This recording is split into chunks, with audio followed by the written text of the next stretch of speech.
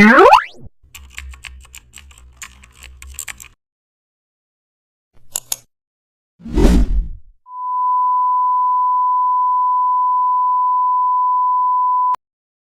back to the channel. Don't forget to like, share, and subscribe my channel.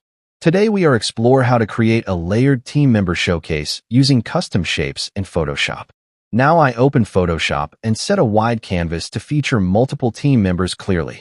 First I select the custom shape tool and draw rounded rectangles as the base for each profile.